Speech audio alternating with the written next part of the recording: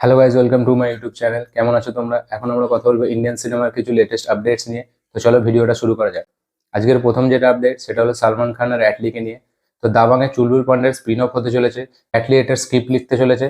সালমান খান আর আরবাজ খান অ্যাটলিকে এটার জন্য অ্যাপ্রোচ করেছে as a script writer, director না। এবার দেখা যাক এই আপডেটটা কবে সত্যি হয়, এবং এটা যদি সত্যি হয় তার মানে সালমান খানের কামব্যাক পুরো নিশ্চয়ই গ্যারান্টি হয়ে গেল।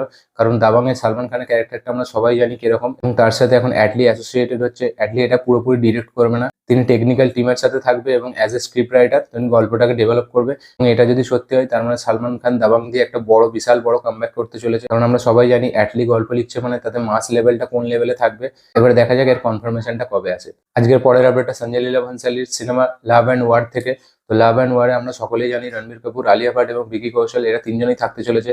তো এবার এই সিনেমাটা থেকে একটি আপডেট উঠে আসছে যে এতে রণবীর কাপুরের ক্যারেক্টারটা একটা গ্রে শেড ক্যারেক্টার হতে চলেছে। তো সঞ্জয় লীলা ভানসালি অনেক দিন থেকে একটা অ্যাক্টরকে খুঁজছিল যে একটা অ্যাক্টরের সাথে সাথে একটা সুপারস্টারও হবে। অ্যানিমেলে রণবীর কাপুরের পারফরমেন্স দেখে সে এটা ঠিক করেছে যে রণবীর কাপুরই পারবে এই পারফরমেন্সটা পুল আপ করতে। তাই জন্য সে রণবীর কাপুর এই ক্যারেক্টারটা একটা গ্রে শেড ক্যারেক্টার করতে চলেছে। এবার দেখা যাক রণবীর কাপুর এই ক্যারেক্টারটা কিরকম ফিট হয়। এবং এই সিনেমাটি আমরা সকলেই জানি 2025-এর শেষে মুক্তি পাবে, এখন অনেক টাইম আছে। তো দেখা যাক Sanjay Leela ভানসালির love and war সিনেমাটি কেমন হয় এবং রণবীর কাপুরের পারফরমেন্স এই সিনেমাটিতে কেমন থাকে। আজকের পরের আপডেটটা আমির খানকে নিয়ে। তো আমির খান একটি সিনেমা করছে যে সিনেমাটির নাম হলো সিতারে জমিন পার। তিনি এর আগে একটি সিনেমা করেছিল যে সিনেমাটির নাম হলো তারে জমিন পার। এবার তিনি একটি সিনেমা করেছেন যে সিনেমাটির নাম হলো সিতারে জমিন পার। তো এর শুটিং শুরু হয়ে গেছে এবং এই সিনেমাটি এই বছরের ক্রিসমাসে মুক্তি পেতে চলেছে। তো দেখা যাক এবার আমির খান এই সিনেমাটা দিয়ে কি কামব্যাক করতে পারে। তার পেছনের দুটো সিনেমায় ফ্লপ গেছিল খুব বড়।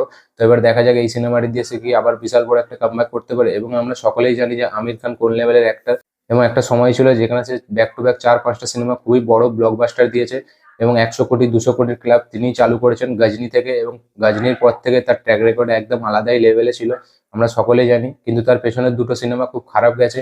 তো এবার দেখা যাক সিতারা জামিন পার দিয়ে সে কামব্যাক করতে পারে নাকি, এবং আমিও এটাই চাই সিতারা জামিন পার দিয়ে সে খুব বড় একটা কামব্যাক করুক। তো দেখা যাক এবার এই সিনেমাটি কেমন হয়। এই সিনেমার শুটিং চালু হয়ে গেছে, এই সিনেমাটি এই বছরই মুক্তি পেতে চলেছে। আজকের পরের আপডেটটা থালাপতি বিজয়কে নিয়ে। তো আমরা সকলেই জানি থালাপতি বিজয়ের 69তম সিনেমাটাই লাস্ট সিনেমা, তারপর তিনি পলিটিক্সে যোগ দিতে চলেছেন।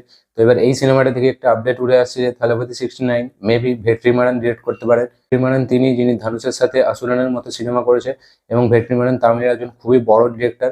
তো এবার দেখা যাক থালাপতি বিজয়ের শেষ সিনেমাটি কি তিনি ডিরেক্ট করে। সিনেমাটা থেকে প্রায় আপডেট উঠে আসে। কখনো শোনা যায় এই সিনেমাটি এইচ বিনোদ ডিরেক্ট করতে পারে, কখনো শোনা যায় এই সিনেমাটি কার্তিক সুবরাজ ডিরেক্ট করতে পারে, এখন শোনা যাচ্ছে এই সিনেমাটি ভেট্রিমারান ডিরেক্ট করতে পারে। তো দেখা যাক আলটিমেট কে এই সিনেমাটিকে ডিরেক্ট করে, এবং ভেট্রিমারান যদি এই সিনেমাটাকে ডিরেক্ট করে তো এই সিনেমাটি অবশ্যই একটা সাকসেসফুল সিনেমা হবে, আমরা সবাই জানি। এবং বিজয় চাই যে সে একটি এমন সিনেমা বানাক শেষ সিনেমাটি যেটা একটি পলিটিক্যাল ড্রামা সিনেমা হয়। এই সিনেমাটি তার পলিটিক্স ক্যারিয়ারে অনেকটা হেল্প করে, এবং আমরা সকলেই জানি পলিটিক্যাল ড্রামা সিনেমার জন্য ভেট্রিমারান মাস্টার। সেই এই জন্যই তাকে জানা যায় যে পলিটিক্যাল ড্রামা সিনেমা কিরকম ভাবে বানান, সেটা আমরা আসুরানের মতো সিনেমাই দেখেছি ধানুষের। তো এবার দেখা যাক থালাপতি বিজয়ের সাথে ভেট্রিমারান কি আলটিমেট এই সিনেমাটিকে ডিরেক্ট করে, এবং তার চান্সে কিন্তু বেশি আছে। এখন বেশিরভাগটাই শোনা যাচ্ছে যে ভেট্রিমারান হয়তো এই সিনেমাটিকে ডিরেক্ট করবে ডিবিবি এন্টারটেনমেন্ট ব্যানারের আন্ডারে। তো এবার দেখা যাক এটা কি সত্যি হয়, থালাপতি বিজয়ের শেষ সিনেমাটি কি ভেট্রিমারান ডিরেক্ট করে। আজকের পরের আপডেটটা জন আব্রাহামকে নিয়ে। তো জন আব্রাহাম একটি সিনেমা করতে চলেছেন যে সিনেমাটিকে ডিরেক্ট করবে নিখিল আডবাণী। তো নিখিল আডবাণী এর আগে জনকে নিয়ে বাটলা হাউস বানিয়েছিল, এবার তারা আবার একসাথে কাজ করতে চলেছে, এবং এই সিনেমাটির নাম হতে চলেছে ভেদা।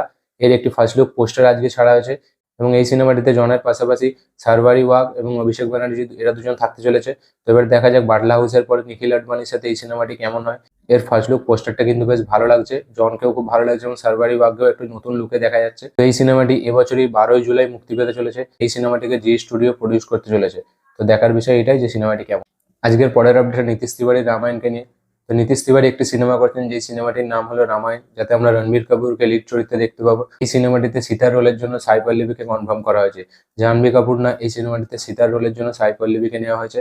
তো এবার দেখা যাক এই সিনেমাটি কেমন হয়, সাই পল্লবীকে সীতার চরিত্রে কেমন লাগে।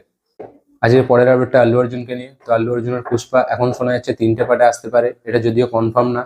তো এবার দেখা যাক এটা কি হয়, এটা কি 3টে পার্টেই আসে না 2টো পার্ট হয়ে এটা শেষ হয়ে যায়। আজকের পরের আপডেটটা শাহরুখ খানকে নিয়ে। তো শাহরুখ খানের ডাঙ্কি এবার ওটিটিতে আসতে চলেছে জিও সিনেমাতে। 16ই ফেব্রুয়ারি এটা আসতে পারে এরকমই আপডেট উঠে এসছে। তো এবার দেখা যাক 16 তারিখ এই সিনেমাটি ওটিটিতে আসে নাকি। তো এই ছিল আজকে টোটাল আপডেটস। ভিডিওটি ভালো লাগে থাকলে লাইক করবেন, শেয়ার করবেন, কমেন্ট করবেন, এবং যারা যারা আমার চ্যানেলে নতুন এসেছেন তারা অবশ্যই চ্যানেলটিকে সাবস্ক্রাইব করুন, বেল আইকনটা প্রেস করতে ভুলবেন না। দেখা হচ্ছে পরের ভিডিওতে, ততক্ষণের জন্য বাই।